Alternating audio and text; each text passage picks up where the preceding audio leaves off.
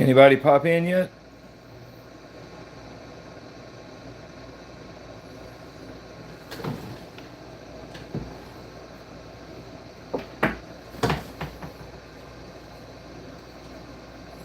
Let me know when y'all get here. When somebody pops in and tell me if my audio is better. So I'm using a different microphone as well. What the hell? The gnats almost all gone, but not quite.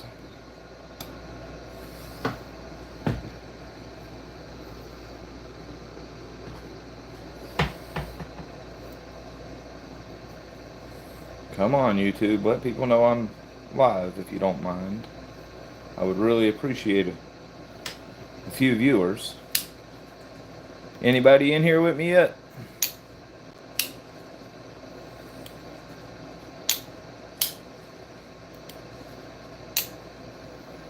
All right, sweet Aiden. How does my audio sound now? Is it better?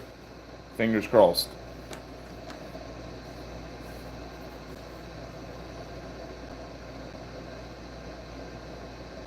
I changed to a different microphone too, so hopefully it's that. Heck yeah, that makes me happy. But yeah, man, the bird knives, I love them. Like, I really really like them. The Harrier too. This knife is, man, for the money you can pick these up for like $25, and sweet, good. Um, yeah, if it wasn't for that fan right now, I'd be dying. But for the money, you, I mean, they're awesome cutters, man. They nice thin geometry. Hey, what's up? What's up, Miranda? How you doing? For some reason, it cuts the first letter of y'all's name off. I don't understand why it does that. Is it McCain? McCain Miranda? I hate having to call you by, your last name. Like Aiden is Dan, but I know that's Aiden. It's just, I don't understand why it cuts the first letter of the name off.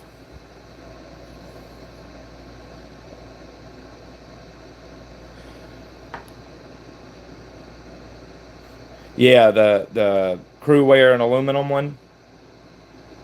It is Kane. Okay, then heck, it didn't cut it off. Never mind. It cut everybody else's off, but not yours. That's funny. Aaron's just got 1A, and Aiden is just Dan. But yeah, the bird knives, man, they're good. Like, and I've said it for a long time because they discontinued a bunch of the knives, and if you can pick up one of these Raven 2s, you can get them for like $50, and this is an awesome knife. It really is. BD1N. The original ones were in BD1, but if you get one of the CQI models, they'll be in BD1N, and it's done pretty decently. This is just a great little work knife, man. And this right here, the most slept-on knife of the entire Spyderco budget line. The Astute, I don't ever see anybody carry these things. And this is a damn good knife. Talk about geometry. That is a super slicer. Now, this thing will cut. Yeah, man. Get him a Harrier 2 or a Cara 2. Either the Warncliffe or the regular blade shape. He'll love it, man. They're good. Cause see, like this would be like the Indela size. But this knife, the bird knives have better geometry than the Spyderco knives. They're thinner. The grinds are thinner. The distal tapers are thinner in both directions. So they really have good geometry. They slice super nicely. I love them.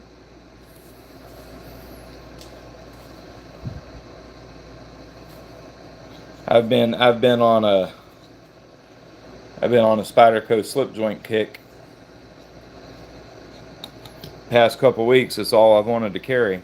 Either that, the UK PK, the Urban, the Spidey K. Yeah, PD1, man, it's pretty awesome.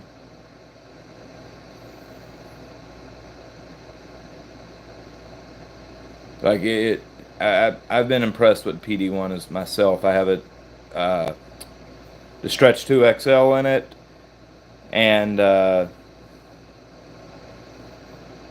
Delica. Yeah, I need to pick up. I want a Dragonfly in it too. Man, to be completely honest, on the stones, I can't tell a difference. It feels identical. If it was stamped Crewwear, I wouldn't doubt it for a second. It feels identical to it. The way it cuts, as far as the way the stones cut it, feels identical to Crewwear. Um, the type of edge it takes, identical to Crewwear. The way it holds that edge, identical to Crewwear. If it's different, it's not much. Yeah, it polishes really nicely. It, I mean, it's Crewwear. I know it's not, but it's Crewwear. If there's any difference that I've noticed, and personally, I think it's uh, I don't have no coated Crewwear, and of course the PD1 is coated. If there's any difference whatsoever, the PD1 feels like it's ran a little bit softer than my Spyderco Crewwear, but that's more than likely due to the coating, you know, them raising the temperature to put the coating on it and dropping the temper slightly. Um, Crewwear is going to have a higher temper than. Well, it depends on. I don't know where titanium carbonitrate. I don't know how high they bring it up. Um, I'm not sure if it would have to be a higher temperature than DLC. Yeah, the new smock is titanium carbonitrate coated. Yeah, but I'm pretty sure that PD1 and Crewwear, it's so close to the same steel that nobody's going to be able to tell a difference. Not in sharpening or in use. If somebody tells you they can tell a difference, I'm gonna say I don't believe that. Maybe in custom knives, but not in production. It's just too similar.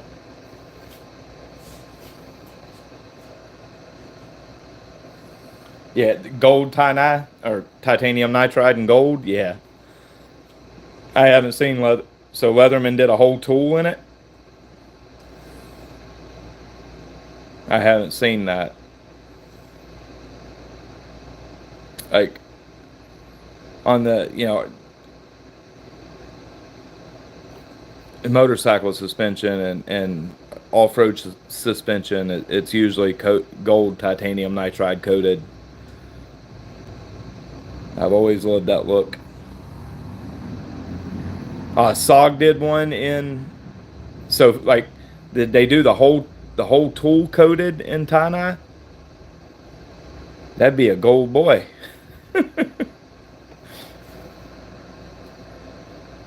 Yeah, I will say, if titanium nitride's done right, that's a damn good coating. It is super tough. I, they did a terminus in the titanium nitride, didn't they? The Terminus XR, you could get it in gold blade, I'm pretty sure.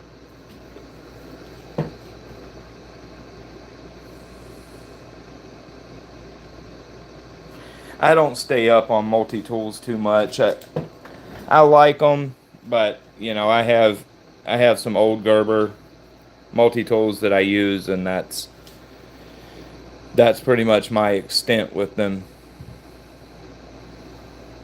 I don't think I've ever owned a Leatherman in my entire life, actually. In fact, I know I haven't. That's pretty cool. I got to go look that up. A fully tie-nye coated multi-tool, that would be sick. I have to get that. Any of y'all have a leaf jumper? I got a K390 one on the way. I'll tell you. This knife right here, I have absolutely fallen in love with it. So much so I had to order the K390 one. This thing right here, this is, prior to this, I would have said the best, in my opinion, the best work knife you can get, besides the Mannix, is a Stretch 2. But I think I have to retract that statement now.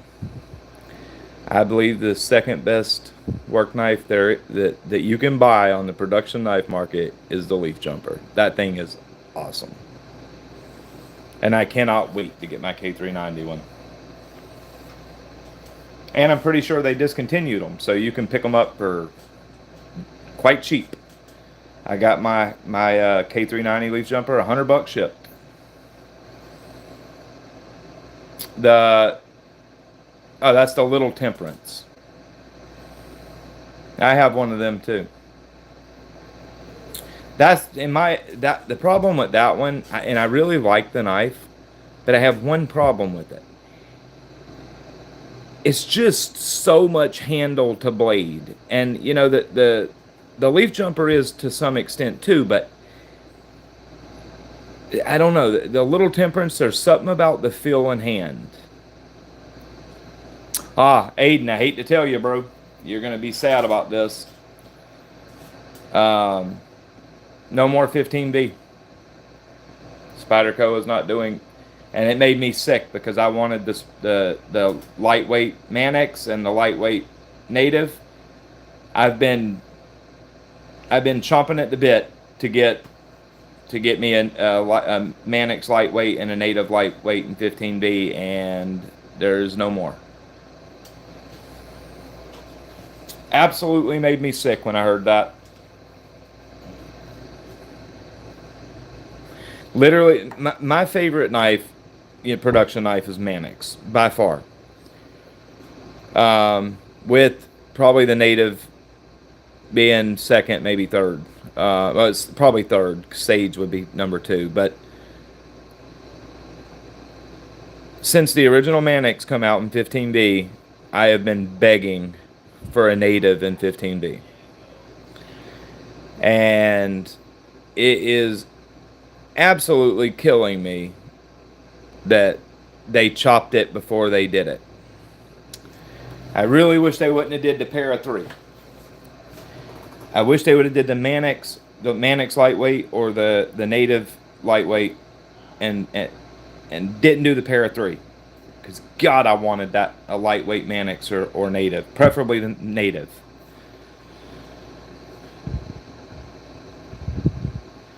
I have every one of them except for the Para 3.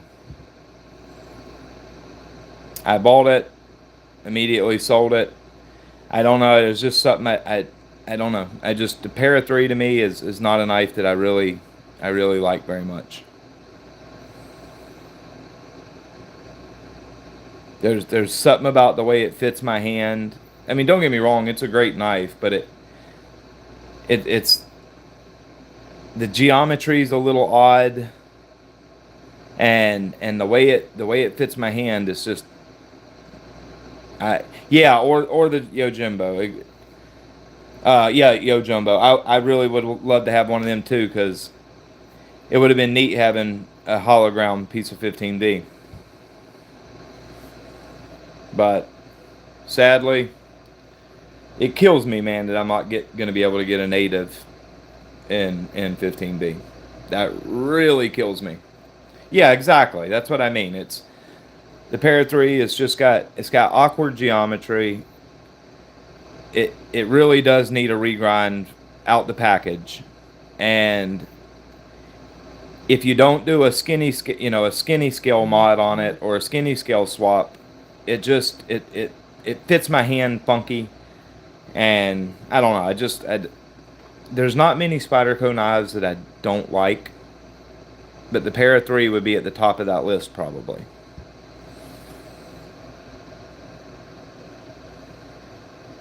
Yeah, I mean, I don't know the reason, but I'm almost 100% that it's got to do with Crucible. They probably just can't get the steel. And I wouldn't be at all surprised if, a year down the line, 2 years down the line, we don't get a 15D replacement from whomever and they do the knives in it. As good of a seller as 15D was for them, it's hard to believe. It's really hard to believe that they're not gonna work with that anymore. If they have a way to get it, even if it's called, something else. I'll tell you what, man, if you have any 15V, hold on to it because the value is going to skyrocket. The original Mannix, they're already going for like $450, $500, like on eBay, or around 400 on the secondary market if you're for a new one. I guarantee you, as soon as that news is really spread well around the community, those prices will 50% minimum, or increase 50% minimum. Well, they got balled out, but they didn't get balled out, or let me try to think of a way to explain it. Parts of them got balled out. Basically, it's not like they got, somebody stepped in and took over, bought the company, and is going to continue to run it. Yeah, I have a 15B. I have a 15B mule. Yeah, mule as well. I have one that's been used to hell and back, and one that's still in the box.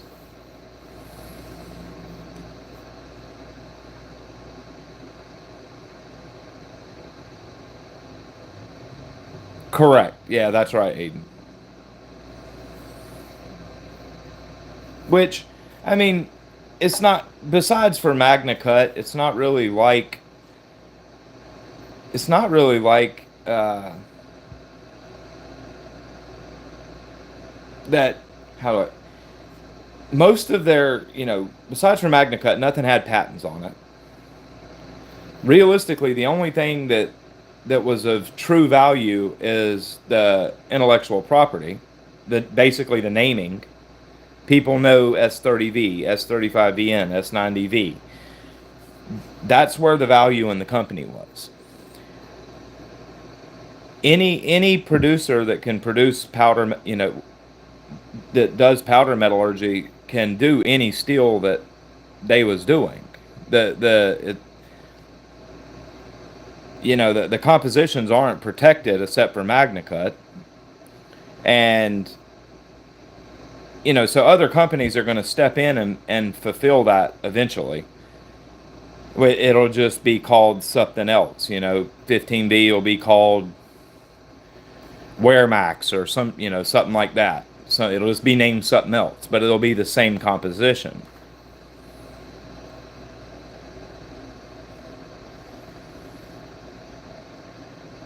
Yeah, man, I agree. I, I I've I've spoke out, quite a bit about Magna Cut in a production knife environment is not that good of a steel. Like it production Magna Cut will not do what I need it to do.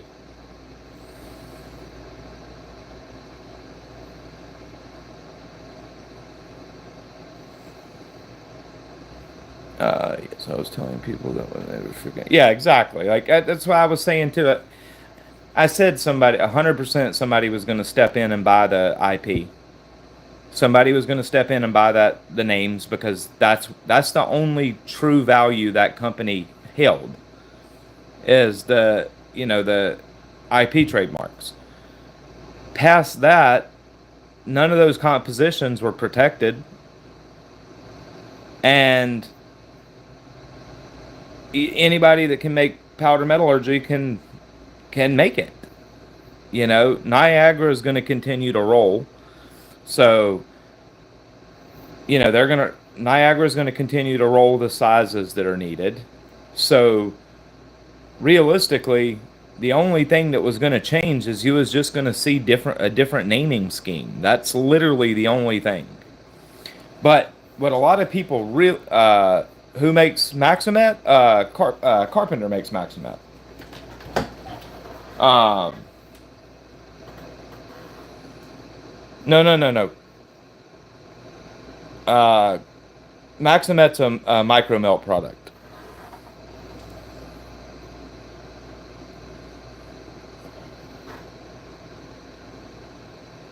Yeah, I'm 99% sure of that anyways. Somebody fact check me. I'm pretty sure that Maximet is made by Carpenter. Yeah, I'm pretty sure that it's a micro melt product. But where what a lot of people don't realize, you know, they see CPM this, CPM that, CPM this, and it's on so many knives. Those companies, their business may have been the knife business may have been 2 to 3%, maybe not even that much, of these large steel manufacturers is sales.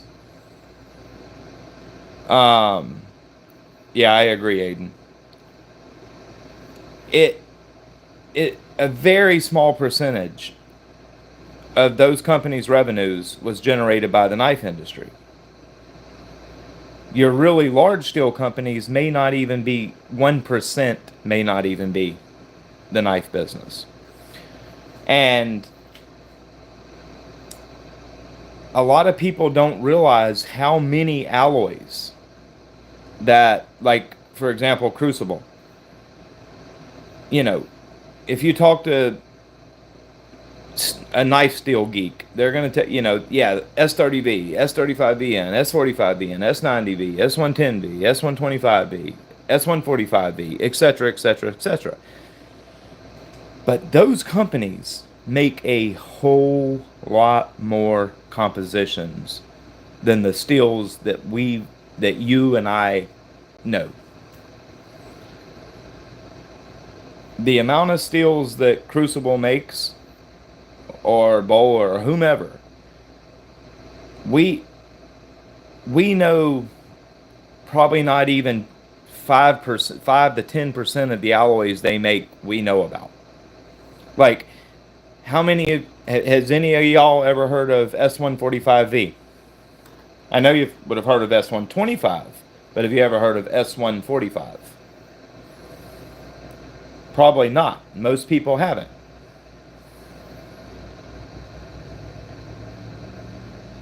But basically, S145V is literally the highest carbide content stainless steel alloy that's known. You know, M398 is right there at it, but S145V is even higher carbide percentage than M398 is. It's S145V is practically a ceramic. It's not, but it practically is. Um, it's just there's so much carbide in that stuff. But that's just one alloy that most knife people have never heard of. But that's a common alloy for them. If you go look at Bowler, they have a ton of alloys that you and I and 99% of the knife world have never heard of. Some of them alloys would fit the knife industry very well and be very, very high performance steels. But we only get a small sampling of the steels these companies produce anyways. So Crucible going under, there's hundreds more alloys out there to be played with and that are available and just have to make their way to the knife industry. And then in 10 years from now, you're not even going to remember. Most people won't even know Crucible anymore. CPM will be a thing of the past. It'll be. You'll hear CPM S30V and you'll think of it as like, oh, like 440A. You know what I mean? Like it'll just be old steel. So the whole people panicking and going and panic buying because CPM went under, that was foolishness. Absolute foolishness. Exactly, Aiden. The knife community has barely scraped the tippy top of the metallurgy iceberg. That is a fact. Yep, I agree. That is something that needs to be done. Maximet really needs to find its hands into more custom knife makers' hands. It's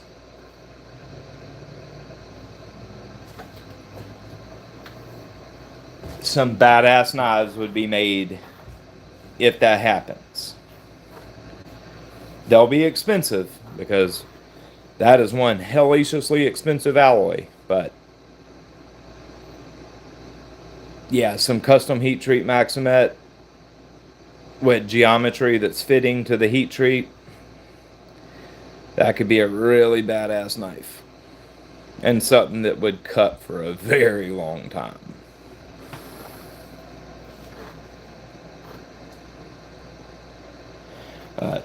I got a feeling in the next, I'd say 3 to 5 years, what we're going to start seeing. And I hate to call them this, as it may be a little cliche, but I think we're going to start seeing a lot of hyper alloys. Like I said, I hate to call them that, but realistically, you got what's above super steels, hyper steels. I think next 3 to 5 years we're going to start seeing those absolutely ridiculous alloys start to make their way into the knife world. It's going to kind of reignite, the steel nerds' wants to buy. It's just a matter of time before we start. Yeah, Bowler makes K390. It's just a matter of time before we start seeing those hyper alloys and companies figuring out a way to efficiently work with them. Hopefully Spyderco, and I'm sure they will be, but hopefully it's Spyderco leading the charge. But I think we're going to see some really ridiculous stuff. Because we think like we have really badass knives or knife steel now, and we do. But there's alloys out there that will make the stuff that's commonplace in the knife industry. It'll make it practically a joke. And yeah, K390. I wouldn't say it's my favorite steel, but I'd put it up there. I'd put it up there near the top. K390 is really good stuff. K294 is really good stuff. That's something that I really hope to see. I really hope to see Spyderco play with some 294 and some production knives, some sprint runs. K294 is pretty awesome. But I know it's going to sound weird. Lately, I've been really, really enjoying M398. It's M398 if you've never had it, if it's well done, M398 is a ridiculously good performing steel. Hey, what's up, Todd? Now, for just to kill some time, I'm going to. I want to see if I can get that little crap knife right there to create those hairs under the microscope after sharpening that I was telling Aiden about. I don't know what causes that. I've seen it, it's on steels that literally feel like they're not heat treated. That's typically when you get that. I wanted to show y'all what I was talking about. I'm going to move the camera. Let me get y'all in frame. Hell,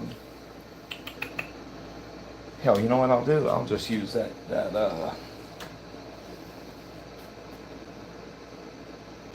I'll just use that, what do you call it? Sharpal plate.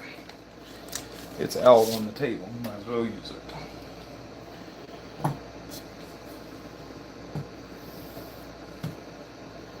Actually, I have not been mad at this stone.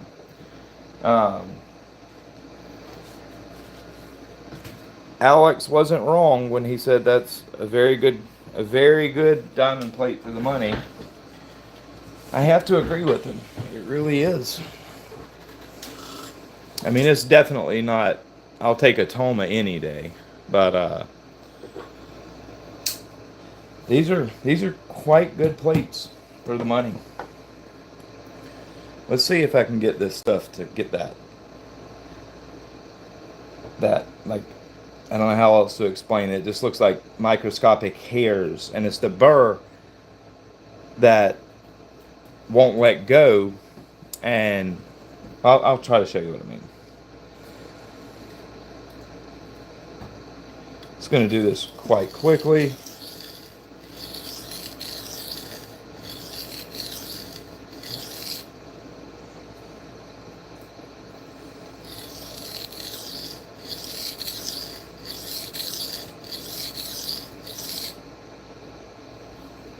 Okay. Y'all are in frame, right? Yeah.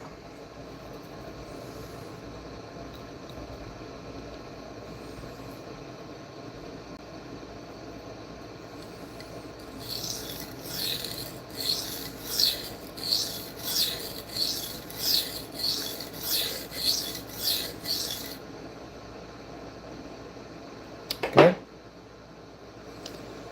Well, that's what I call raising a burr quick.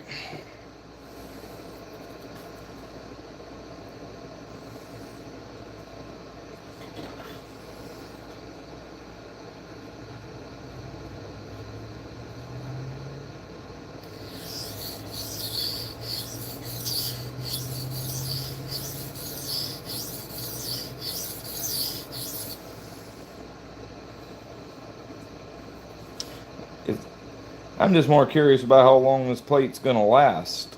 If it lasts good, man, this really is a great deal. I don't doubt that it will last, and I expect it to last pretty decently.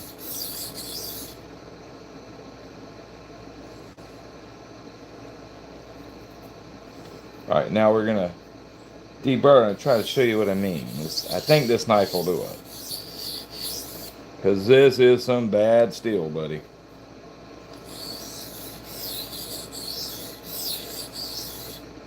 And it tickles me when people talk about, like this being hard to sharpen. Man, this is like sharpening this compared to this. What? This is 10 times harder to sharpen than this.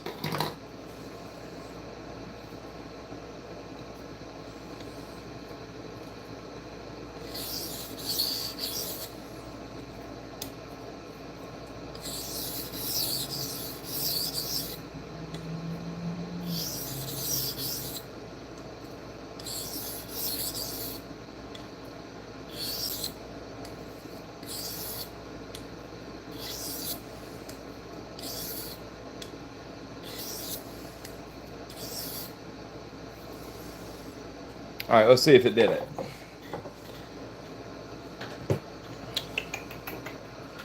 Where's the microscope?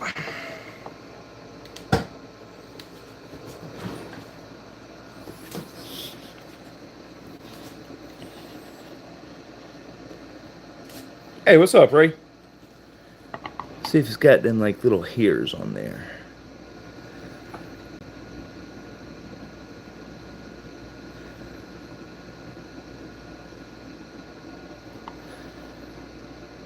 See them? See them little teeny hairs? It's just little burr fragments. This one didn't do it as bad as I thought it was going to. There they are. You see them?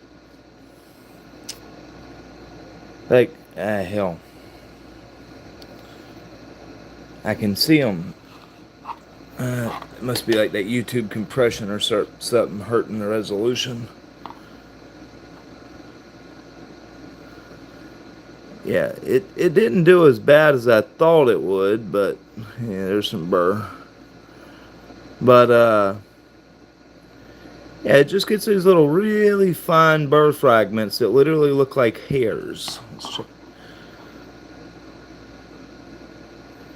Yeah, there's a little bit of it on there, but not much. And those little burr fragments on that garbage steel do not want to come off. Like when you get really bad steel, man, that stuff's stuck on there so hard.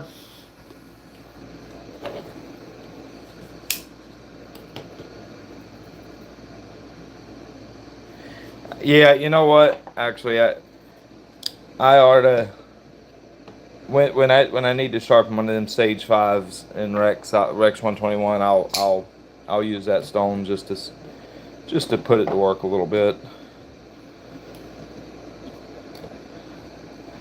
Um, do you have one of them stones out, Aiden?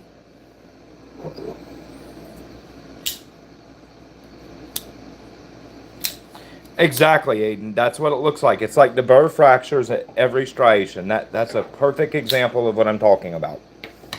And it literally looks like little hairs because yeah, it's breaking at every striation that's cut in there. There's a break in the burr, but yet the burr don't want to let go of the tip of that apex, so it forms like these little almost little fibers, look like a hair. It's weird.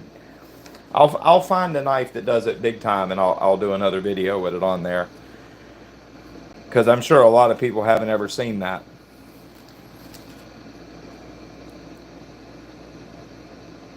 Yeah, the little temperance.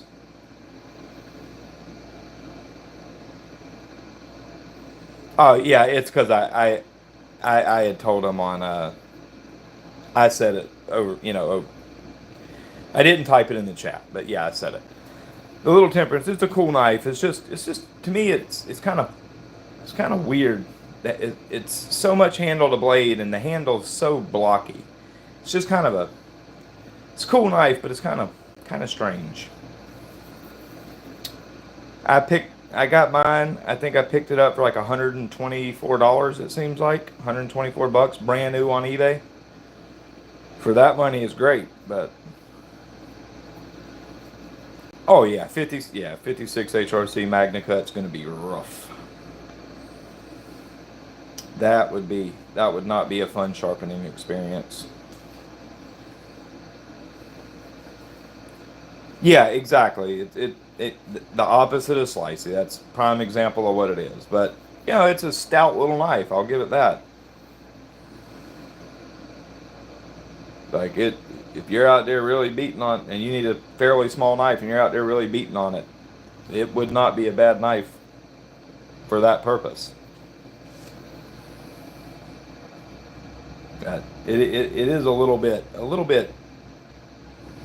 I don't want to say uncomfortable, but it's a little awkward in the hand. That's the best way I can describe it. Is where like the leaf jumper, it's got, not a, its blade to handles ratio is kind of funky too, but man, this thing is just beautiful in hand. What, the little temperance? Yeah, they sold plenty of them. Or are you talking about Magna Cut? The 56 HRC Magna Cut. What knife was that, if that's what you're talking about? I'd be thoroughly pissed off if I bought a piece of Magna Cut that was at 56 HRC.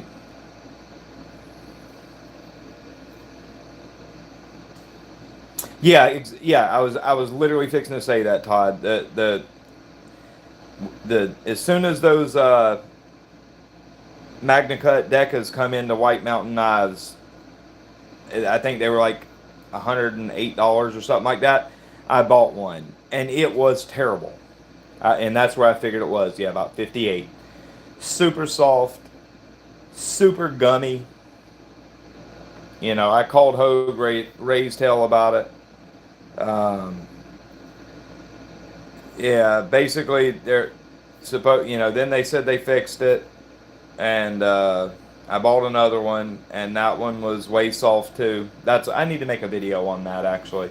That was a whole ordeal. And then basically, you know, it it was 61. It was 61 Rockwell, and they're saying their stuff 63, 64. Now this is after it was supposedly fixed.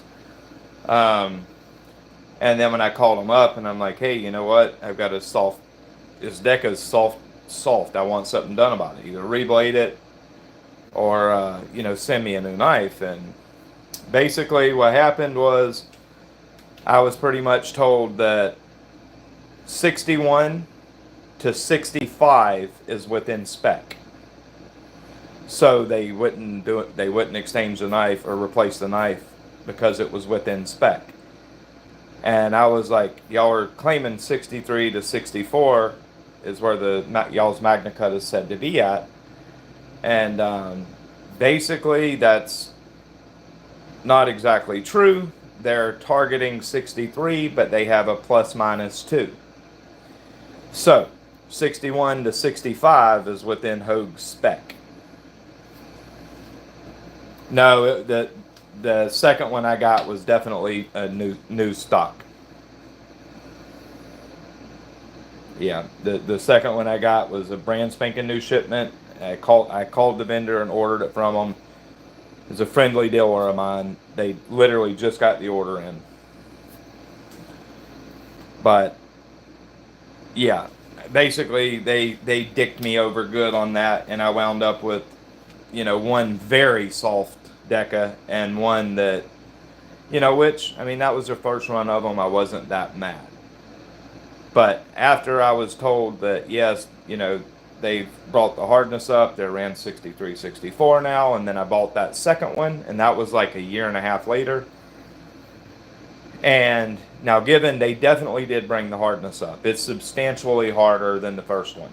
But, it poked 61, a tick under 61. I think it was 60.8 or 60.9, something like that. But that's bullshit. That's bullshit. You can't claim 63, 64. That's what you're putting out as, where you're running the steel, and then you say, no, we're doing a 63 target with a plus minus 2.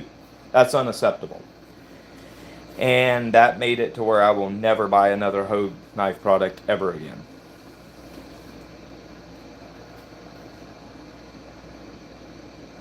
Yeah, 100% is luck of the draw.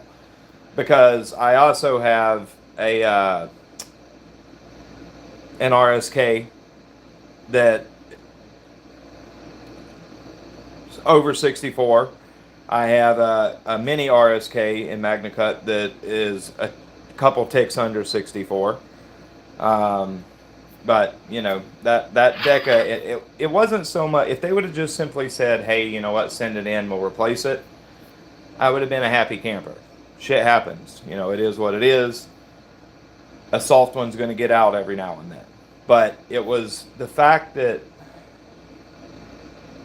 it was just how they handled it. And then telling me a 63 target with a plus minus 2. A plus minus 2 is not acceptable. That's too wide of a hardness range. And if they're targeting 63, they got a plus minus 2. The vast majority of those knives are going to be on the soft side of that. that's just the way it is. It's guaranteed. If they're targeting 63 and they have a plus minus 2, the vast majority of those batches will be on the soft side of 63.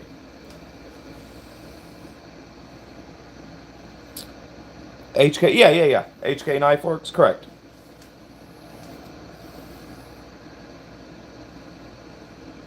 Good company to deal with. Now, I haven't ordered from them in a long time. Last order I did from them was the mini RSK, the Magna Cut and Carbon one. That's been a minute, like 2 years probably, something like that. Yeah, I seen you said that, Todd, and that was my when I got that stone, I was like, you know what? These are good stones. The only thing they need a low and mid grit. 200, 600 is beautiful. I will absolutely be buying one of them. No question, not even a question. Especially if this stone holds up decently.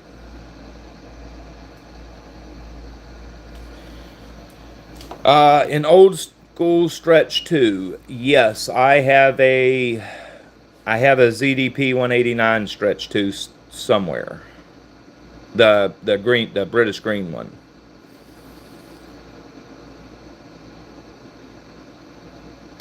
You're talking about the sway back ones, correct?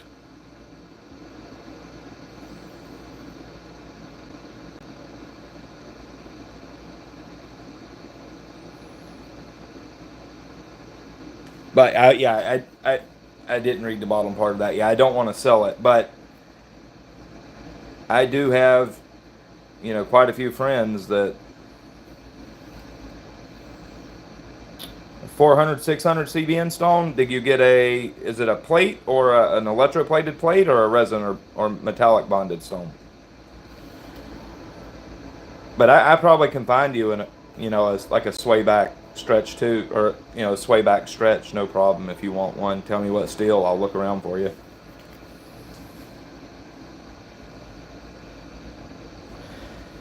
I mean, yeah, the 325 1200, that is an odd combo. I kind of understand why they did that.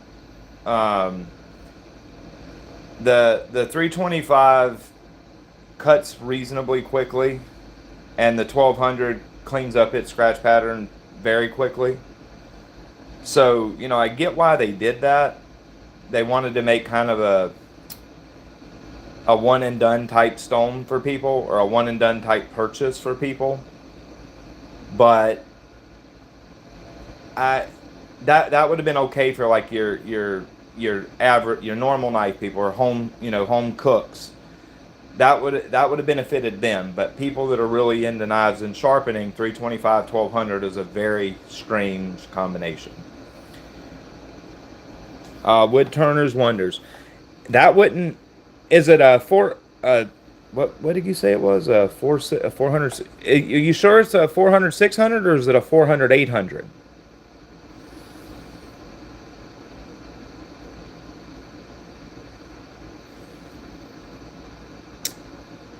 Yeah, I don't have a Southern. I would like to have one myself. That is one I need to pick up. Two models, two steels, Endura, stretch, and a half 40 ZDP 18. Uh, I have two models, two steels, Endura, stretch, half 40s. Okay, so you want one of the British Green ZDP 189 stretch, correct? That's what I have in mind. Combo, one of those two. Okay, I'll look around for you one of those British Green ZDP 189 stretches. They're pretty common. Yeah, because the reason I say that, I did a video on it. It's a 400 800 plate by Rikon, and I believe they're sold at that company at Wood Turners. Um, that if it is that Rikon plate, that is a damn good CBM plate. I have been absolutely impressed with it. So impressed that I went back and immediately bought the 150 250 grit version of it.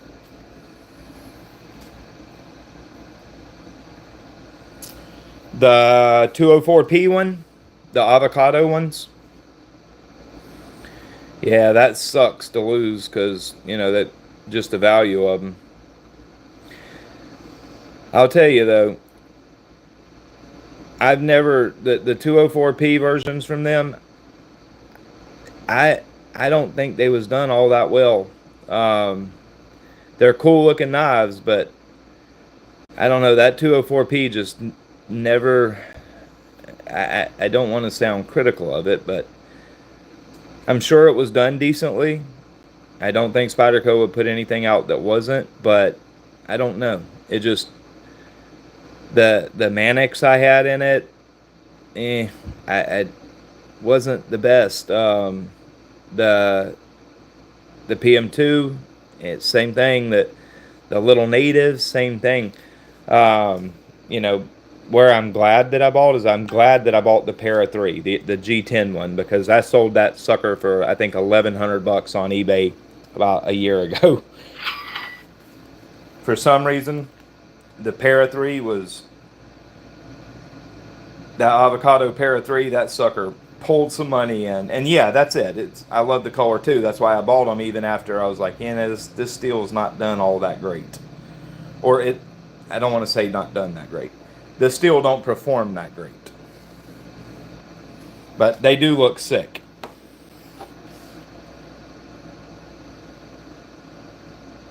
But there's plenty of Cerakoters out there that can do that for you, no problem at all. In fact, I have a. What the hell is that? Hell, I can't think of what it is. It's a.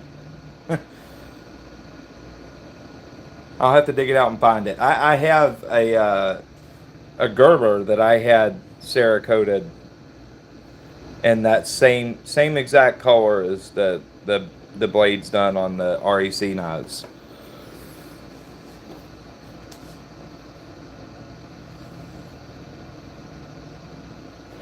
Yeah, when you buy from Ukraine, yeah, it takes a little while. Those stones are really good. I got to give them credit. They do a good job on them. They perform pretty well. They last extremely well. I haven't had nothing but good thing to say about them. Yep, I don't. You know what? I really want to try, but man, I just don't want to pay for them. Yeah, I know that sounds silly, but it's the truth. I want to try them, but I don't want to pay for them because I'm not going to use them that much. But I really want to try those vitrified CBN stones from PDT. I really want to try them, but they're just too much money for me to invest in 1x6 stones. If they were bench stones, I'd be much more open to buying a set, but I don't know. It would be hard for me to spend that much money, even to buy 2 or 3 of them for 1x6s that I'm going to use hardly at all. I really do want to know how they perform, though. I'd really like to get a couple just to freehand on and see how they feel.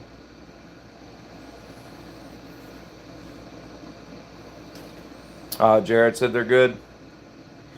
I that's I don't want to sound like how do I put this without sounding like an asshole? When it comes to stones, it's really difficult for me to like take reviewers' words on stones. And I'm not saying that in a way like, oh, I don't believe them, or it's not that. It's when I see a stone, a new stone coming out, and whatever, I have an expectation of how that stone should perform in my head. And listening to a review, even if they're telling me, yes, this stone performs exactly how I think it should perform, and then I get it, and it's probably not going to perform how I'm envisioning it performing, and then I'm kind of upset. You know what I mean? Like, I don't know. You can listen to knife reviewers and say, oh, yeah, okay, they said that's a good knife, it's going to be a good knife. Whatever. But there's something about stones that it's just a little different. Prime example. Yeah, exactly, Aiden. That's what I mean, man. Like a prime example, and I know y'all probably have seen this guy. It's called what the hell's his name? He's kind of a big dude. His wife films him. He's always in the kitchen. He is always sharpening kitchen knives, and he does, he tests many different stones. I can't think of his channel right now. Kind of a, big heavy set dude. The hell's his name? Never a Dull Moment, I think. I think that's what the channel's called, Never a Dull Moment. Anyways, yeah, Never a Dull Moment. Okay. To give you an example, I bought the when he did the Nano Home resin stones, not the solid resin stones like I have, but the honeycomb resin stones. He reviewed those like a couple years ago. And he did the 100 micron and the 25 micron. Well, I immediately went and bought, because how great he said that 100 micron was, and literally calling it a thinning monster, a knife thinning monster. I went and bought that 100 micron Nano Home honeycomb stone. And oh my God, I could not believe it. That stone cut like a piece of glass. All Nano Homes do to some extent have that feel. Like even the resin stones I got, they have that. They don't feel like they're cutting very much, even though they are cutting, but they're not super aggressive feeling. Well, I was like, okay, well, he said this thing is super aggressive and, thin a knife like crazy. And I'm sitting and working on thinning a knife for like 20 minutes, and I'm not making no progress. And this is on just a 58 HRC, 59 HRC carbon steel. And I take a paper towel and wipe the stone. And there's no, when I say this, I literally mean it. There was no steel removed off that stone, off that knife. And then I was like, well, you know what? Maybe he was talking about the 200 micron. So I went and I bought the 200 micron. And I'll be damned, those stones did not cut at all. And then a few months later, all of a sudden, Nano Home changed it. Now they stopped producing that honeycomb and they only produce the solid resin. And it just, I don't know, it got under my skin because of him advertising those stones and saying how great they was, and I bought them and they were terrible. That was the biggest waste of $240 I've ever seen. No, not prone to load up. They just don't cut. And I mean, they don't cut.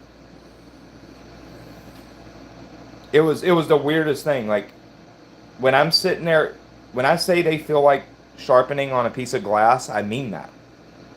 They have no bite. They grab the steel, none. It's just a slick sensation. So I was like, well, maybe there's a coating. So I tried to lap them. I some sick powder on float glass. Tried to lap them. Didn't change a thing. I look at them under a microscope and I see no exposed diamond. The only diamond I see is below the surface of whatever that honeycomb resin was. And not a very high concentration of diamond whatsoever. When I say that 200 or 100 micron nano hone honeycomb stone did not cut at all, I literally mean it did not cut at all. And after that, I was like, you know what? Yeah, I'm not going to listen to stone reviews anymore, because that's not the first time and that's not going to be the last time. So there's some sharpeners out there that I talk with who I know are good sharpeners, and they go through a lot of stones. When they speak on a stone, I listen. Past that, I don't.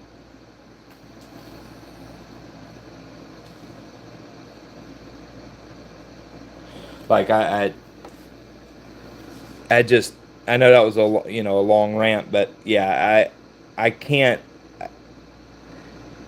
I just have my own expectation of how a stone should perform, and then I don't want to listen to somebody and then feel like they're responsible for making me buy it when it's not even close to what I'm expecting.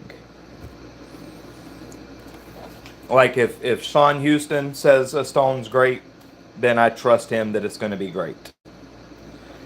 Um, if I have a few friends, like if Aiden tells me a stone is good, or Todd tells me a stone is good, I know, Aaron, I know y'all are going to tell me, hey, yeah, this stone performs good for me. I would be much more apt to take y'all's suggestions than I would a reviewer's.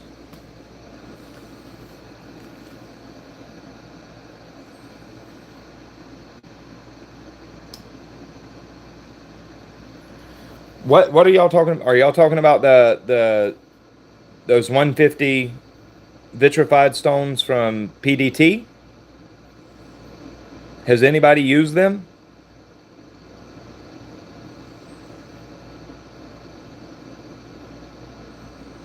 I really want to, if they're super aggressive and super fast cutting, and I mean like FSK 400 fast cutting, I would definitely buy one. I would definitely buy some of the lower grits. Exactly, Aiden. Yeah, in my opinion, the 8K is a great stone. The 16K, not that good of a stone. The 30K, biggest waste of money there is, in my opinion.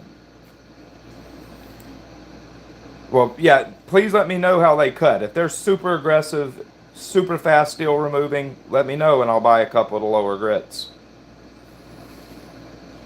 Because personally, I really only care about the lower grit stuff. Um,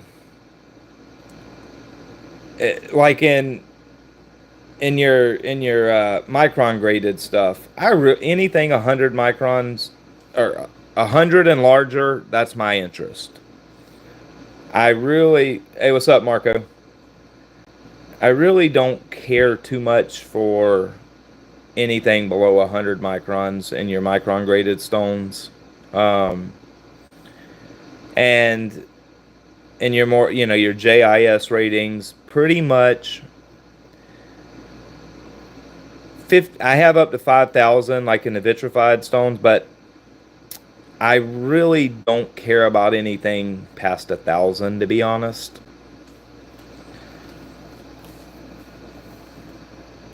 Yeah, I mean, exactly. It's realistically, 600 grit is, in a lot of cases, even for me, 600 grit's a little bit too fine. But 320 to 1,000, that's what matters to me. And reprofiling stones, which, I mean, when you got a FSK 400, reprofiling really doesn't matter because that thing strips steel like nothing else. Um, it's insane how fast that thing removes steel, but it's still neat to have different fast stock removal stones. One, are those, hey, Aaron, are those micro? No, it can't be. So I guess that's like a FEPA grit rating. What do you know what the 160? Do you know what micron that is?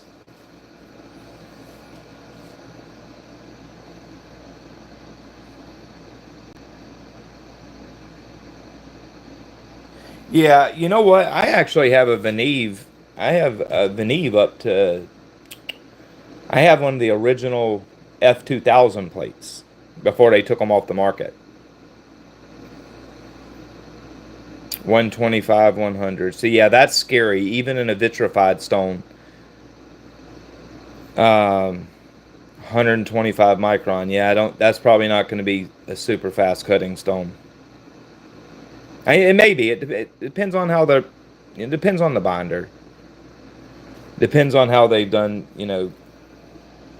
What stone's made out of, how they did the ceramic. Yeah, who knows? Let me know how they perform. If they're really fast steel removing stones, I'll happily buy some. Aiden, I completely agree.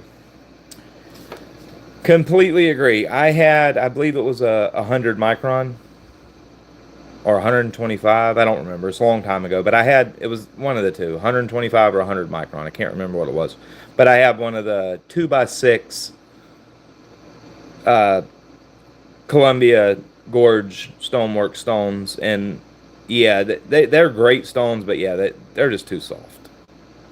They wear too quickly too.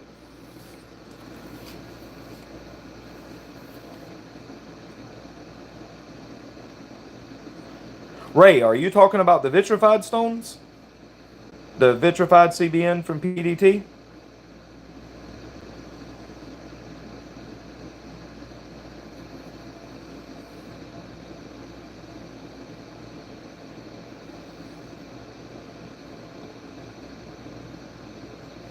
But anyways, what I was saying with the I had one of the before they took them off the market. Gritomatic had just got them in. I don't think they was there for very long, and they pulled them off the market. I have one of the F2000 Veneve plates. Um, and yeah, there was major problems with that stone. There was major problems with it.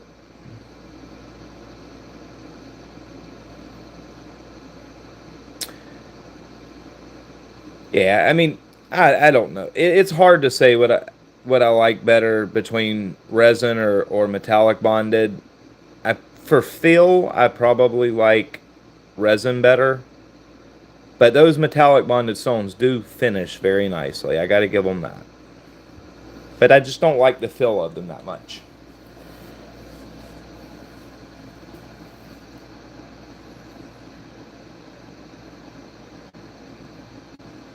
But yeah, that F2000 stone, it was weird.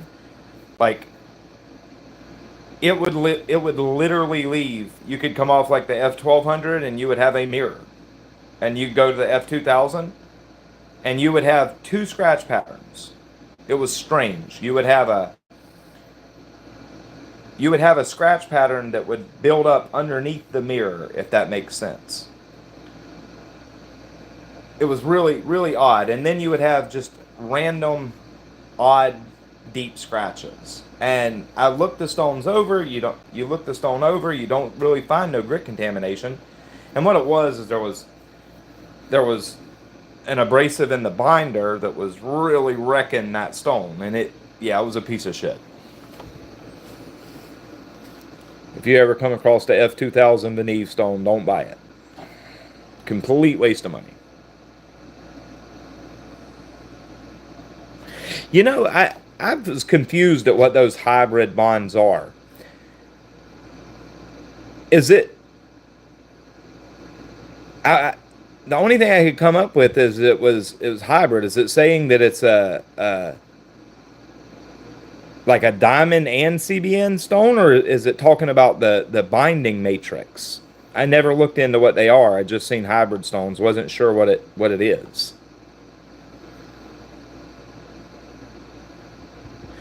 Dude, tell me about it. I would, hell yeah.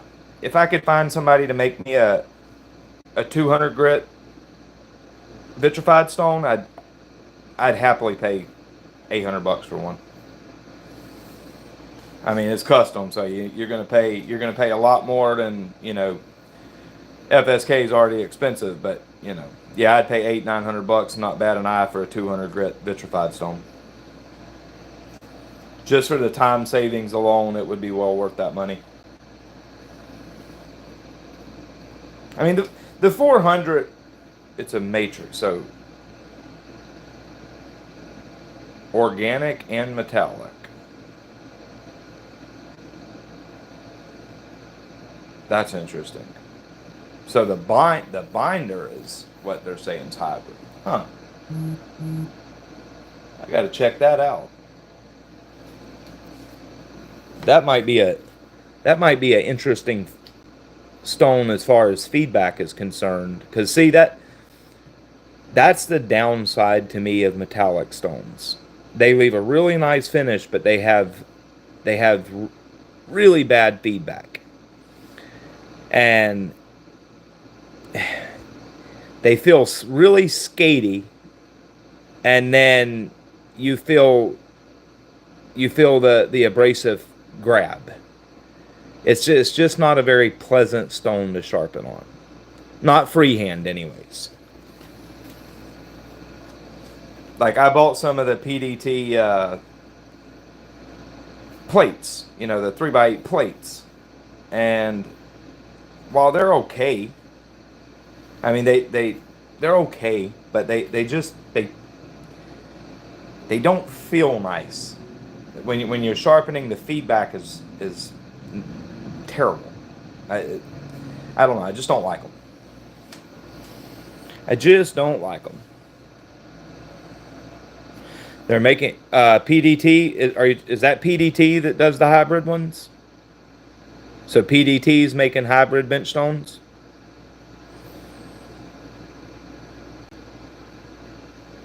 Yeah, with I don't really mind doing like a quick ferric chloride etch on them. I don't mind doing that. It only takes a few seconds. It is a mess and it's annoying to have to do, but they hold up pretty well. That never really bothered me. It's for me. It's all in the feel. I just don't like the way they feel, and they don't cut that fast neither.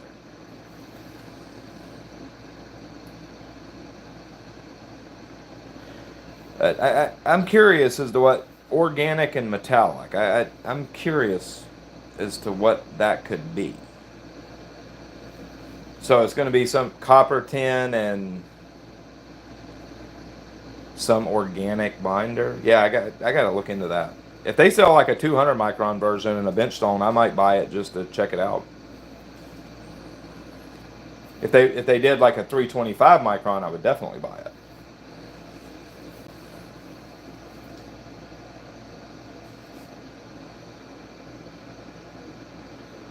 Yeah, that's a fact. 100%.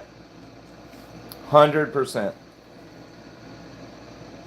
There has been multiple times where I've called a single straggler. Yeah, it's a good way to put it.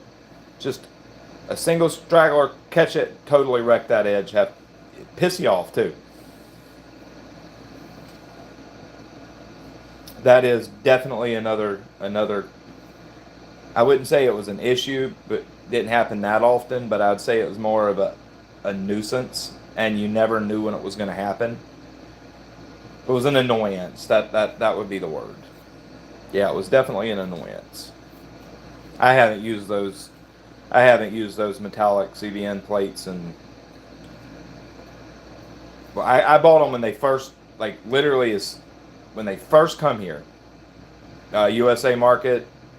I don't even think they had their site up yet, and I ordered I think 5 of them, 5 grits, and yeah, I might have used them 10 times, and I haven't touched them again. Hapstone CBN starts full size plates. Oh, did they, Todd? Did they said they were gonna do that? Man, I want one of those 100 grit CBN plates bad.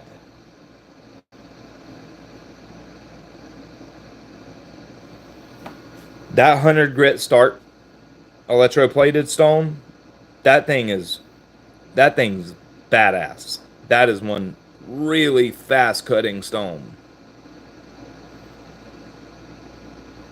And that it actually lasted pretty well too. If they oh hell yeah. I will definitely order one of them. And they probably won't be that. They're like what, 80, 90 bucks, something like that. They're not that expensive. Yeah, if they did a 3x8 plate for under $100 and that, I'll definitely buy the 100 grit.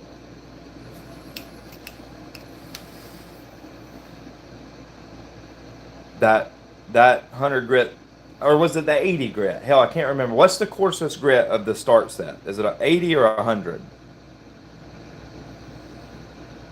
Because I bought the coarsest one they made when they very first come out. I still have that, and it actually still got plenty of life left in it too.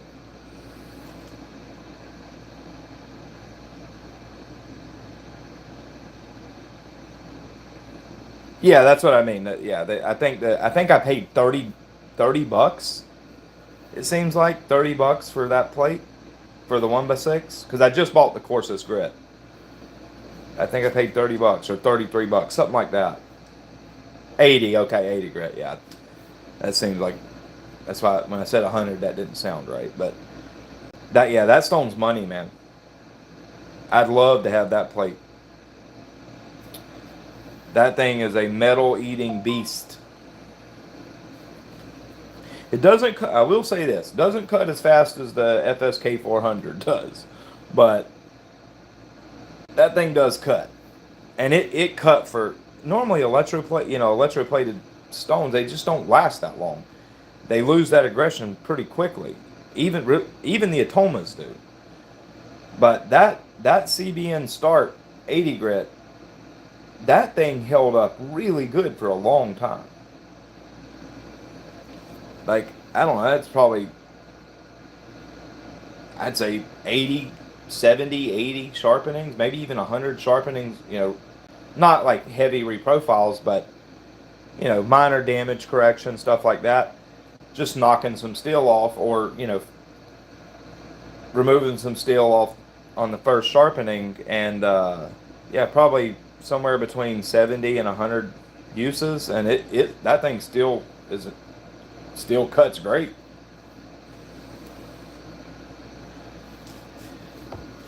Yeah, you talking about the ones from what the hell's the name of that company? That one that looks like a pistol grip. Uh, yeah, I can't think of the name of that system. Anyways, I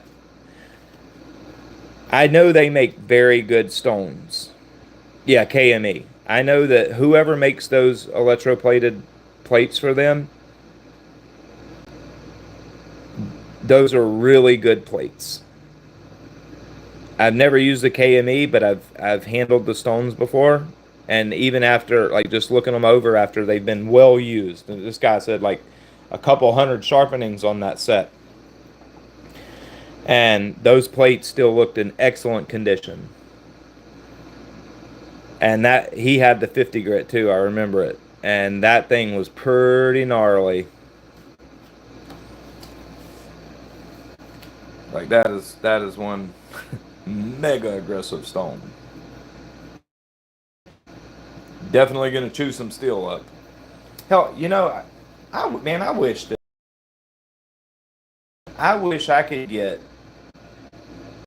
a DMT 220 from 15 years ago, a brand spanking new one. I want one so bad. Those stones 15, 20 years ago were great. I don't know what happened to them. They're not even they're not even close to what they used to be. I actually just bought because I wanted to see. I actually just bought a new DMT. It's brand spanking new. Ain't even been sharpened on yet. And just by looking at it, by feel and looking at it under the microscope, I can tell that stone is going to be okay at best. And I don't expect much out of it. I don't expect it to stay aggressive and cut for very long. I don't know. I don't know what happened to them. And it's sad too because like I said, 20 years ago, they made hell, yeah, 10, 15, 20 years ago, they made excellent stones. But not anymore.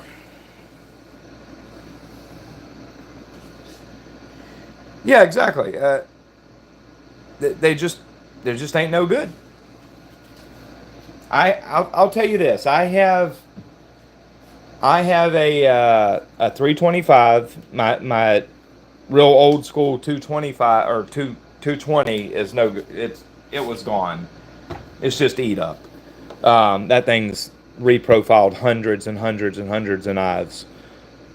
But I have a DMT 320, the 325 and a 625 that are probably from about 20 years, probably about 20 years old. They've sharpened an incredible amount of knives, and those stones still perform beautifully.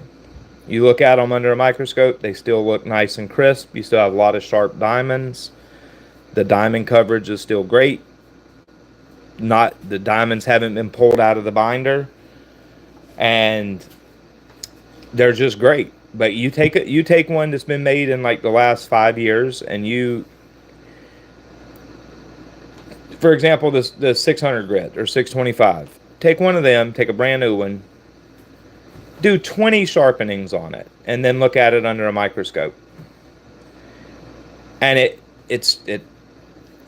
they wear so fast, and they're not consistent anymore. The diamonds pull out like crazy. I don't know what happened to them. They used to make such a good stone. Yeah, that's what I'm assuming. New management, and that's all about. They're putting profit ahead of quality. That's got to be what it is. A 220 from 2017. So yeah, from 2017. Yes, going back, I would say that's when I noticed a change. Was about 5 to 6 years ago. That was when, like when I bought a DMT extra fine, and it was probably about 7 years ago, and good night, love you, son. Um, it just didn't hold up at all. It was inconsistent. It didn't cut very good, and it didn't last at all. I was like, what the hell? I took that stone back and replaced it because, I bought it at Home Depot in 90-day returns. I only probably had 20 edges on it. And, I'm not using no heavy pressure or anything that I was doing that was damaging the stone. I took it back, got a new one. And sure as crap, within about, 15 to 20 uses, and it feels like I've got a stone that just won't cut anymore. I figured I'd give them another chance with this 220. I guarantee you I just wasted $60. Hey, what's up, Dwayne? Did you get your package, bro?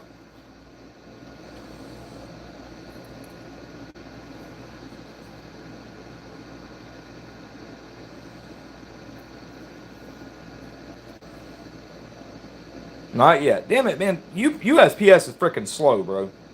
I was hoping one of y'all somebody got theirs. It's got to be close. It's been, 4 or 5 days, so. But, yeah, there's this DMT. It's sad, man. I don't know what they did, but they're nowhere near the same stones that they was. And I'll tell you something. The Diasharp plates, the new stuff, yeah, it's not very good. But the interrupted plates, I don't want to say they're good because they're not, but the interrupted plates still hold on to the diamond good, and they continue to cut good for a very long time. But the Diasharp doesn't. And the interrupted plates, they really do. They stay aggressive for like the old plates used to. They don't lose their diamonds. The diamonds don't get pulled out, but see, they have their own problems. They got high spots around the edges of those polka dots and all that stuff, so they're just not very good. But the binding, the electroplating on those is done very well,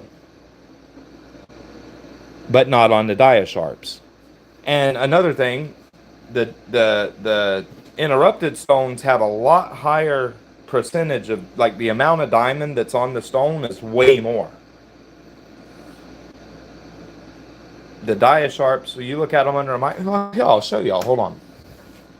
And keep in mind now, this is a brand spanking new stone. I have not touched a piece of steel to it.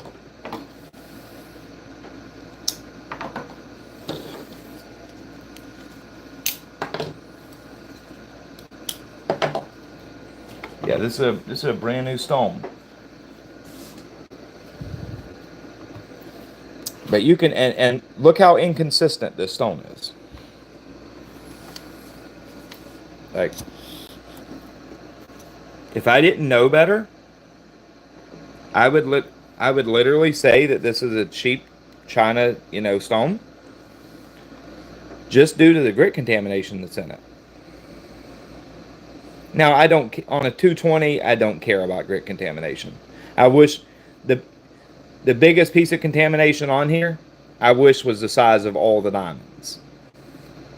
I want it to cut fast, but the problem is that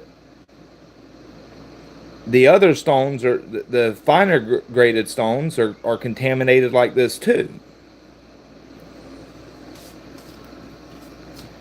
But look at the inconsistency in the electroplating. Like all the deep valleys, and I don't know, it's that they're just not done well. The diamond coverage is not as good as it should be. There's a lot of spots, like all the spots where it looks silver are high spots in the electroplating. These are your diamonds, like that right there, those little, that. So all these high spots and stuff are the high spots in the electroplating, and all the dark spots, like that right there, are dips in the electroplating. So you wind up with, like, look at that. Look at that area of no coverage right there. You would never see that on an old school DMT plate. That's just in one little, I showed y'all maybe a half inch of area. If I went over this whole stone, you'd see these inclusions all over the stone. You'd also see random giant chunks of diamond. See if I can find one for you. Look at that guy right there. Now, look at all the size of the diamond. This is your normal size of the diamond, all this, right? Look at that big chunk right there. Like, that, come on, man. That's unacceptable. Considering they're $60. I mean, I can buy an Atoma plate for less than that.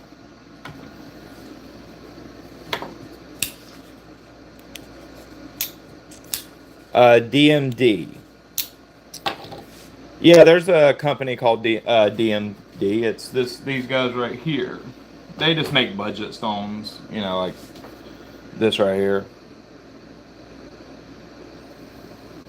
I mean, for $20, they're not bad. They're the anything below 400 grit is going to wear very quickly.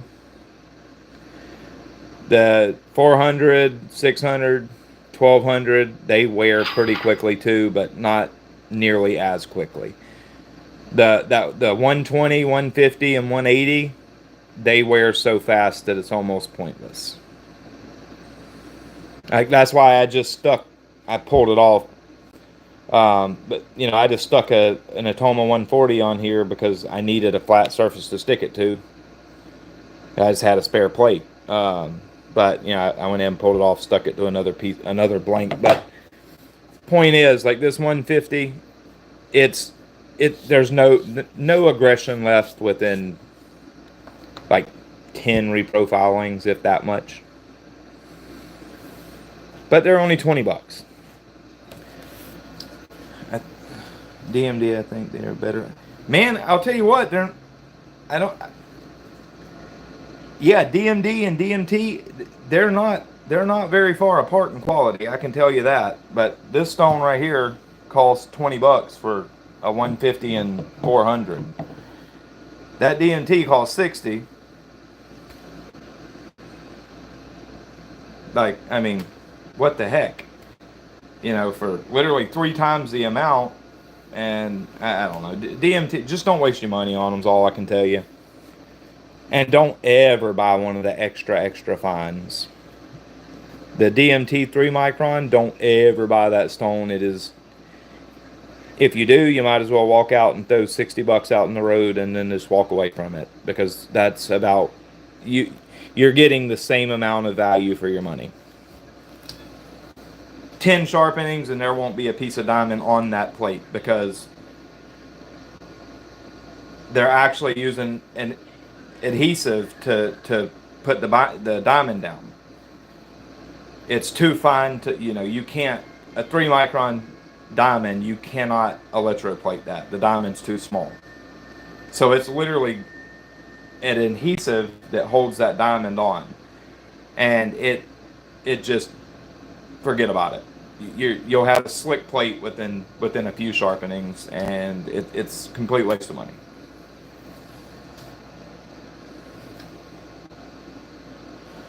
But yeah, these plates right here, I mean, I wouldn't buy that. You know what I bought this for? I needed a. I didn't ever buy these for sharpening, but when I had a badly out of flat stone, like a a water stone that was badly dished, I'd buy one of these. Typically, I got the 120, 150, or I think 120, 180 grit. Yeah, I think that's the one I get. Or this one here. That's what I bought it for too. And I would use that to flatten those water stones. And so long as they're not super hard, it won't really eat the diamonds off of them that bad. They actually don't make bad flattening stones, considering they're only 20 bucks. And as long as it's not a real hard binder stone, it'll flatten them and won't eat it up too bad. So, as a cheap lapping plate, that 120, 180 grit one is definitely worth the 20 bucks. Definitely worth 20 bucks.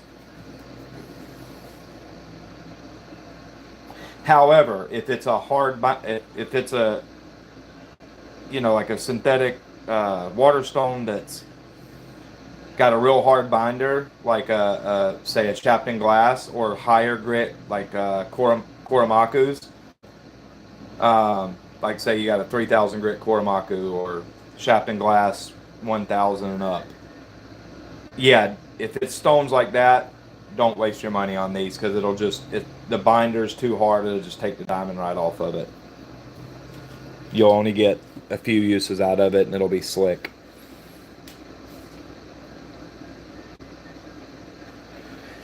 Those DMD one, man, I'm not, no bullshit. Those stones are really good for the money. Like everything, I need to do another video on those. Everything I said about those stones is 100% factual. I've used them a couple times now, and these stones they're not the bench stones that the DMD made were garbage.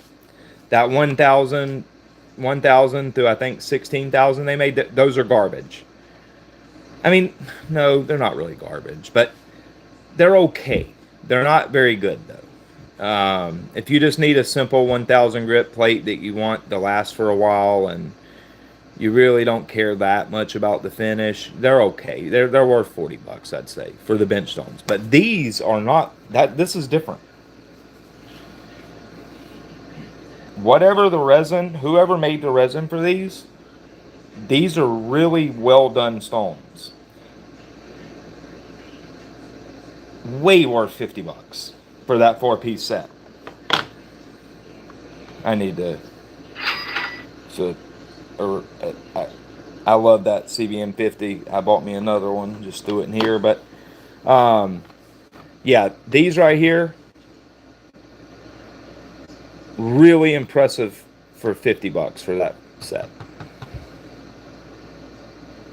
Like, I'm for real. They're if you buy that set, you're definitely getting your money's worth.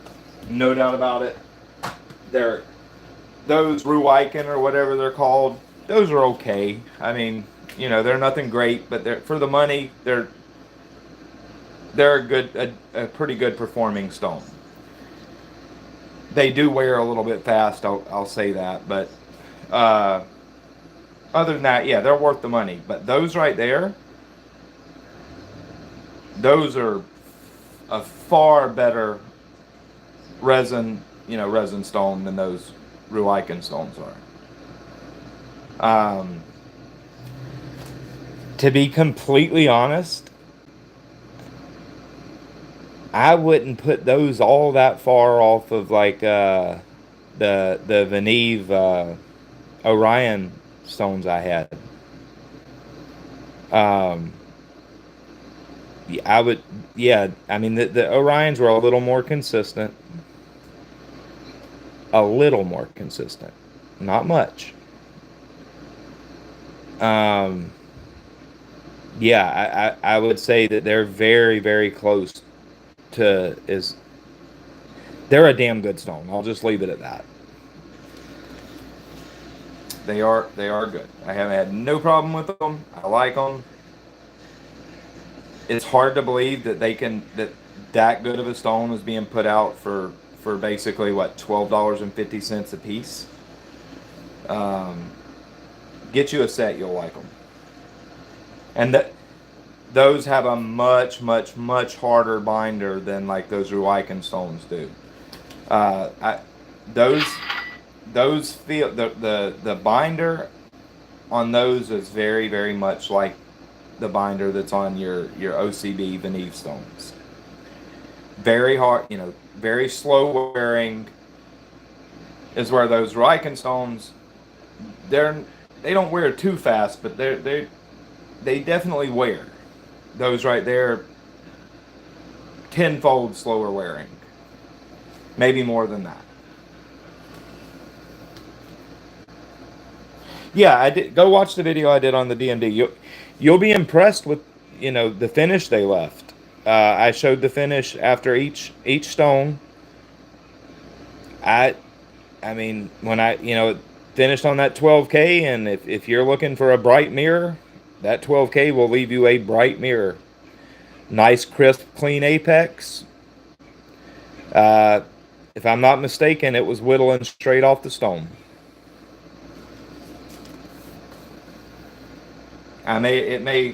Might have two or three passes on a strop and it was whittling, but got it to whittle hair. But yeah, I mean a good crisp apex. There wasn't no, you know, odd pieces of diamond that was hitting and messing up the apex. It's just overall good stones. A great value for 50 bucks.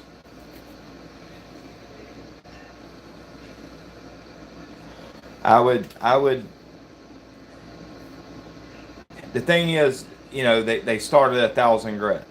Otherwise, if that had like a 200 or 220 grit or something like that, say a 220, a 600, a 1,000, and so on and so forth. If that was the case, I would literally take the videos down to the Ruiken, because if somebody's just getting into it and wanting resin stones, I would much rather them buy that set than I would the Ruiken set, because it's far superior. But of course, it just starts at 1,000 grit, which is the problem. The Ruiken set starts at 200 and actually cuts reasonably quickly. So, your people that don't want to spend much money on resin stones can get a set that is basically a full set of stones for like, what, 50, 60 bucks. But they're nowhere near as nice of stones as those are. Not even in the same freaking universe, to be honest.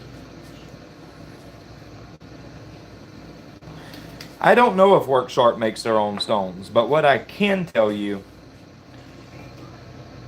Worksharp makes some of the most consistent diamond plates I've ever seen. Like, it's impressive how consistent their diamond stones are, their diamond plates are. I'll show you. Like it really is genuinely impressive how consistent their diamond plates are. Come on, stop moving.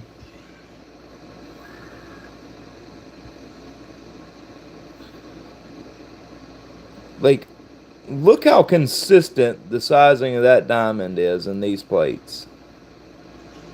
And look at the coverage. And this is a very well used stone.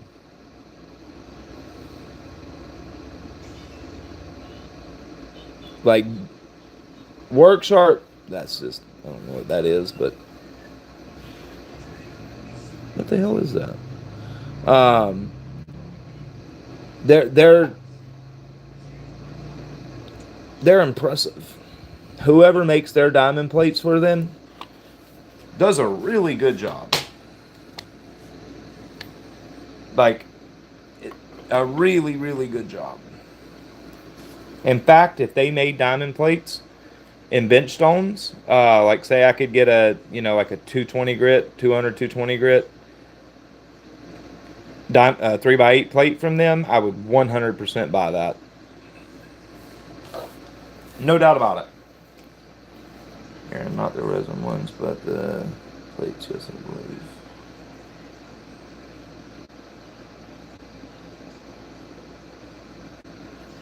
Yeah, work sharp. Yeah, no doubt about that one.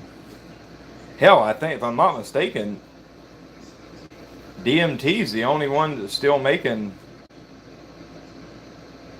like diamond plates in the USA. You got Atoma making them in Japan. Pretty much everything else is made in China.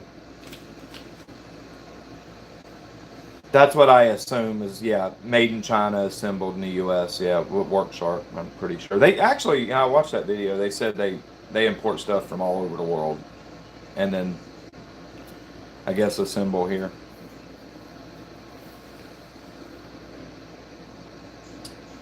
I'll tell you what, that's turning into a seriously big company.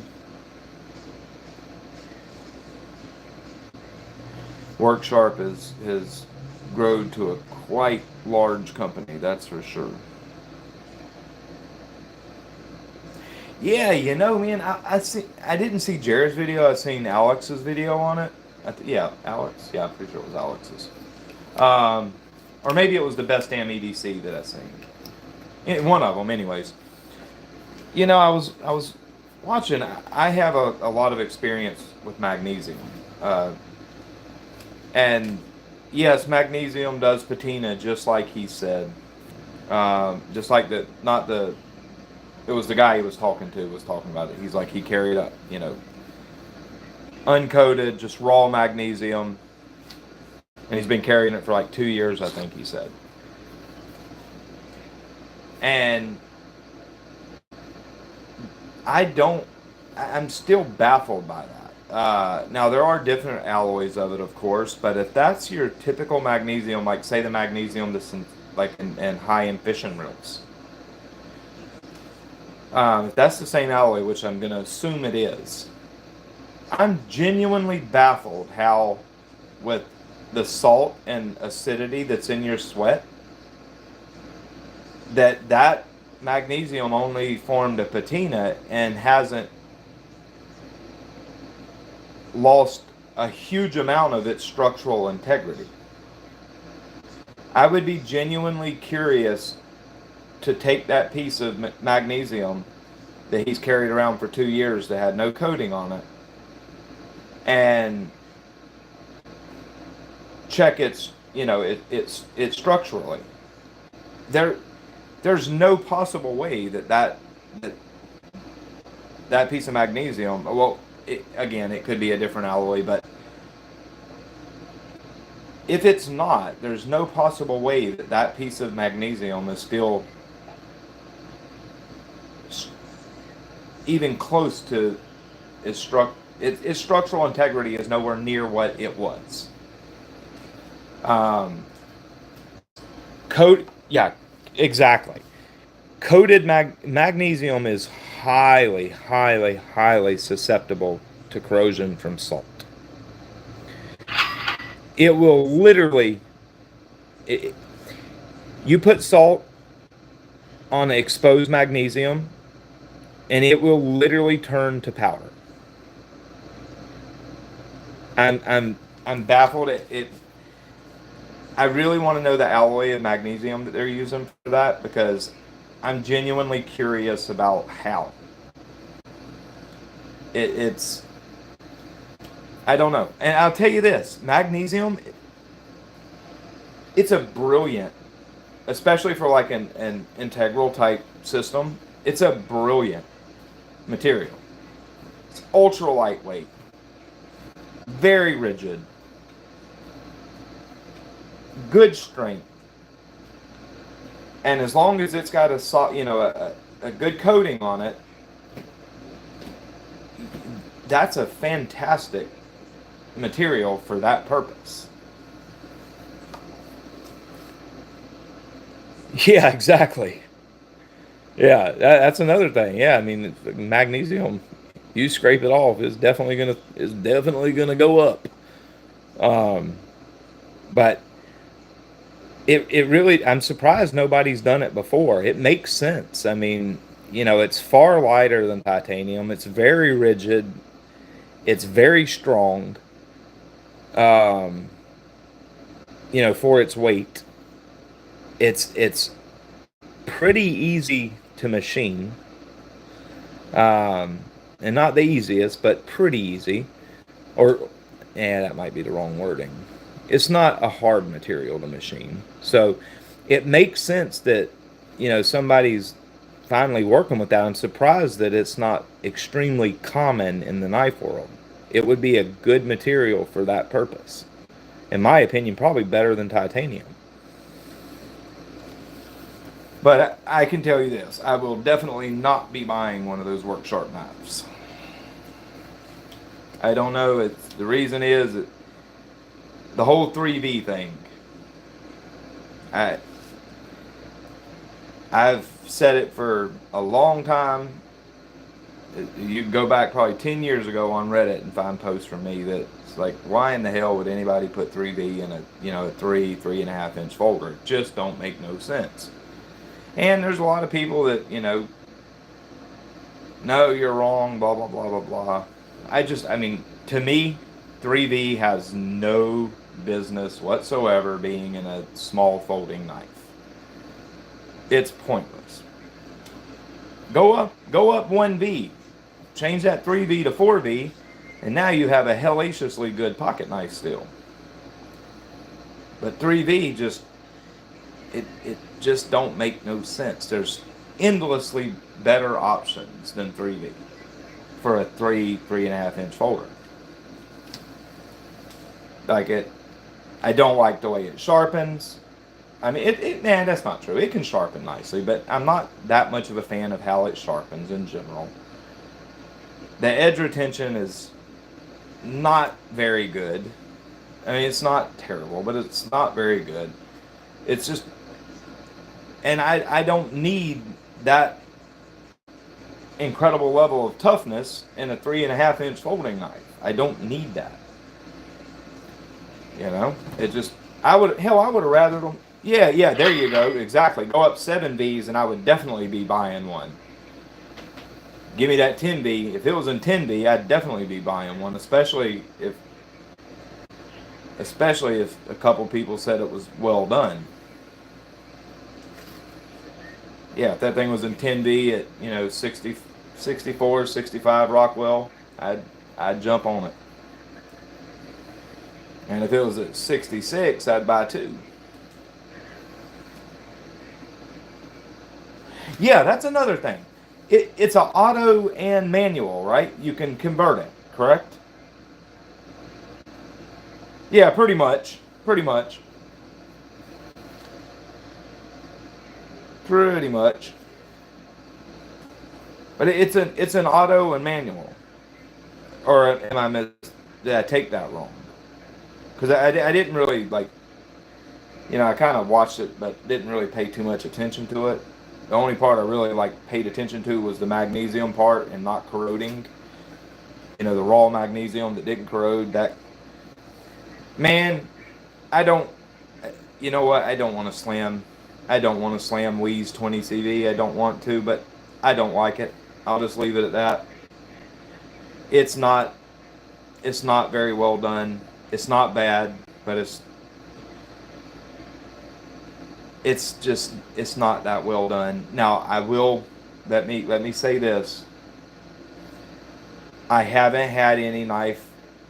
I don't own any Wii knives that's been made in the last 4 years. The only 20 CV, the last 20 CV knife I've had from them was the kite fin, and I would say that was probably about 4 years ago. And back then, their 20 CV was just not done very well. I don't like it. It don't sharpen nicely. It's just not. Yeah, it's just not. It wasn't done well. And I very much enjoy 20 CV as a steel. I very much enjoy M390 as a steel. I just want it to be well done. We always left a lot on the table, but again, that was years ago. Their stuff now, maybe they've corrected their protocols and maybe it's great. I don't know.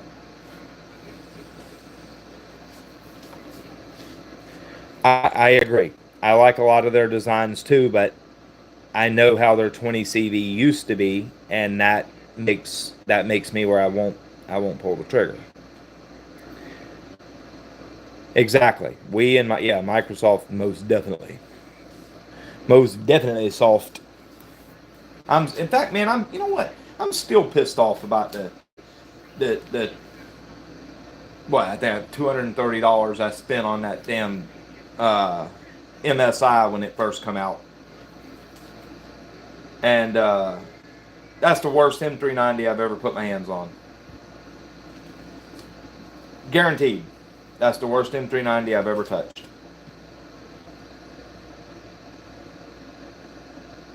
Like I'm still salty about that. I mean, it was, it wasn't that much money, but they scammed me out of 200 and whatever it was, 220, 240. I forgot what I paid for it, but 200 to 250 bucks. I feel Microtech scammed me out of that. They might as well have given me a damn China knockoff, the $20 China knockoff, because that's about what that steel performs like. Not literally, but not far off of it. Like, I hate mine. That's a perfect word. I hate mine. It sharpens like shit. No, let me rephrase that. It sharpens like baby shit. And it holds an edge like it's terrible. I mean, it literally it's almost impressive how quickly that steel dulls. Now, I have heard that the amphibian was done differently, and that it was ran like around 63, 64. And if that's the case, it may be a great performing knife. But that M390, whatever it's called, SK or MK, something like that, on that MSI is garbage. And I'll tell you something else too.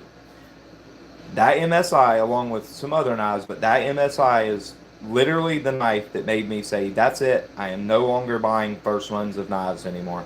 If it's not Spyderco, if it's not Spyderco, I will not buy it until a bunch of people have them, and I've heard a bunch of people say it's good or it's not.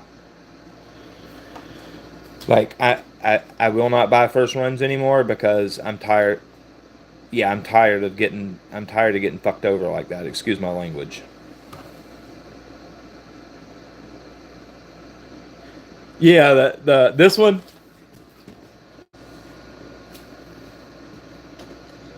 Believe it or not, I actually like this knife. I actually like this knife. I mean, it's kind of annoying with you know, you got to push the button to deploy the blade, but why didn't they just make this a freaking auto, But I actually kind of like this knife. Like this one's had a bunch of edges on it and had a bunch of use. Like I think I probably sharpened this thing like 15 times. It's been well used. I don't mind this knife right here. But I'm not gonna lie, when I got it, I did, I bought it when it first came out. And I was kind of dumbfounded, like, wait a minute, why is this blade lock closed? That don't make no sense. Really? So they made it lock on open and close like that. They made a gravity knife. What the hell? I don't know. I was annoyed at first, but I don't dislike that knife. Worst part is the MSI was for, I know, man, I know. Tell me about it. And that's some bullshit because, with Marfion and him being all, gun ho and all that, and I get it. I love guns as much as anybody. And, and then he knows that steel was not very well done, and yet that's going into troops' hands. That's wrong.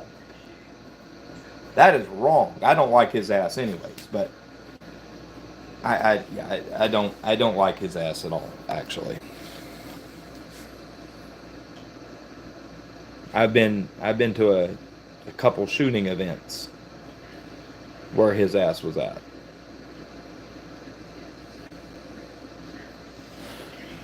If y'all don't know, he's really big into long range shooting.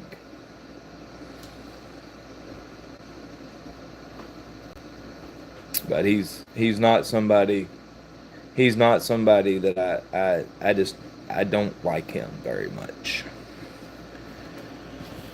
And I find it disrespectful that was, a knife that's not well done and he knew wasn't well done. It's for the troops.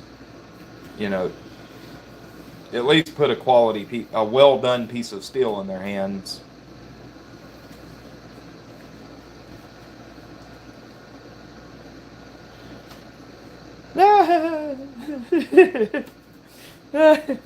They need more carbines. Tell me about it. Yeah, that tickled me. Yeah. It's pretty true. Yeah, military standard issue, exactly. Yep. Total bullshit, man. Like I mean, he's made millions of dollars off of those knives. Literally, he's made millions of dollars off of those knives, and he knows that those knives and the what's the other one called, the stitch, I think, or yes, the stitch. I'm sorry, but that steel is poorly done. It's just it's like they didn't even try.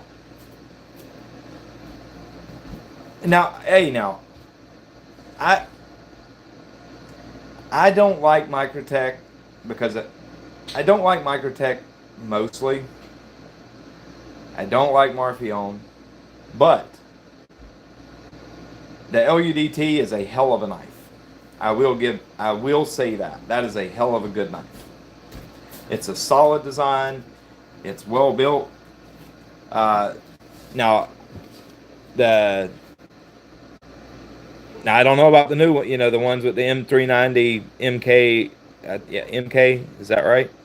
M390 MK. I'm pretty sure that's what it's called. Now, I don't know how it's done, but the older ones were pretty decently done. Don't want to say they're well done, but they were pretty decently done. And the geometry on that knife is fantastic. Yeah, chef's kiss, brother. That's a fact. First gen LUDTs, chef's kiss. I agree. And I'm proud to have one of them. Still on the factory edge, actually. I won't sharpen. It's dull as shit. Because it's had a lot of use, but I won't sharpen it because, I don't know,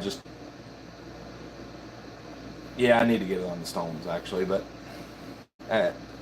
something about sharpening it, knowing that it's going to be incredibly hard to get me another one once I get back to using it and it's seen 20 edges, and I don't know, if it ain't sharp, I won't use it, and I want to keep that blade as it is. I know it's kind of silly, but my way of thinking, because I know if that's a knife that would be in my pocket a lot, and as soon as it's got a fresh edge on it, it's going to get used, and when I kill that edge, it's going to be right back on the stones, and so on and so forth. And before long, you know, I'm going to thicken it up, and then I'm not going to be happy. And then I'm going to be on the search for another one, and I really don't want to do that. So I just haven't sharpened it yet. That way I don't use it anymore. But it's a great knife. Aaron, I'm telling you, man. Aaron's 100% right. If you can get one of them, jump on it. It's a hell of a knife. And such a good slide. Like, man, they cut so nicely. Phenomenal geometry on that knife. I actually want one of the baby UDTs as well. Never picked one up, but I really want one. All right, guys. We've been on 2 hours. I genuinely appreciate y'all hanging out with me. This has been a very fun live. It was awesome talking to you guys. I'm gonna call tonight. I haven't even fed my kids yet. It's terrible. We eat late, so it's, you know, normal, but it's time to cook. I'll talk to y'all later. Again, I appreciate y'all hanging out with me. It means a lot. And next Thursday at 8, I'll be right back on doing another one. And next time I'll pull out a few pieces, and I'll just do, you know, I'll do a couple sharpenings while we hang out. All right, son's gonna give y'all a thumbs up. Thumbs up, guys. All right, guys. Y'all have a good night. I'll talk to y'all later. Again, I appreciate it. It means a lot that y'all hung out with me for this long. Good night, guys. All right, see y'all later.